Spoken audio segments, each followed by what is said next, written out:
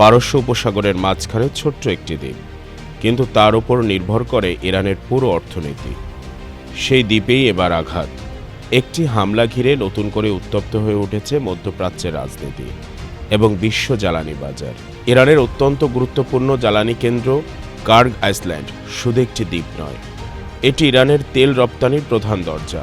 মাত্র ২২ বর্গ কিলোমিটার আয়তনের এই দ্বীপ দিয়েই দেশের প্রায় ৯০% অপরিশোধিত তেল বিশ্বের বিভিন্ন দেশে যায়।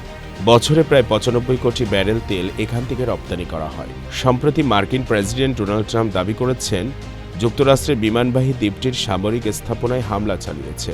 তবে তিনি বলেন ইরানের তেল অবকাঠামো সম্পূর্ণ ধ্বংস না করার সিদ্ধান্ত নেওয়া হয়েছে। যদিও হরমুজ প্রণালীতে জাহাজ চলাচলে বাধা দেওয়া হলে পরিস্থিতি বদলে যেতে পারে। দ্বীপটির চারপাশে গভীর সমুদ্র থাকায় এখানে সহজেই বিশাল তেলবাহী জাহাজ ভিড়তে পারে। ইরানের বড় বড় তেলক্ষেত্র থেকে পাইপলাইনের মাধ্যমে তেল এখানে এসে জমা হয়, তারপর সেখান থেকে ছড়িয়ে পড়ে এশিয়ার বাজারে, বিশেষ করে চীনে। শুধু জ্বালানি নয়, ইতিহাসেও সমৃদ্ধ এই দ্বীপ। পর্তুগিজ ও ডাচ শক্তির বাণিজ্যিক ঘাঁটি ছিল এখানে, কিন্তু আজ খারাক দ্বীপ পরিচিত ইরানের জ্বালানি সাম্রাজ্যের স্নায়ুকেন্দ্র হিসেবে। তাই এই দ্বীপে একটি হামলা মানে শুধু ইরানের ক্ষতি নয়, এর প্রভাব পড়তে পারে পুরো বিশ্ব তেল বাজারে।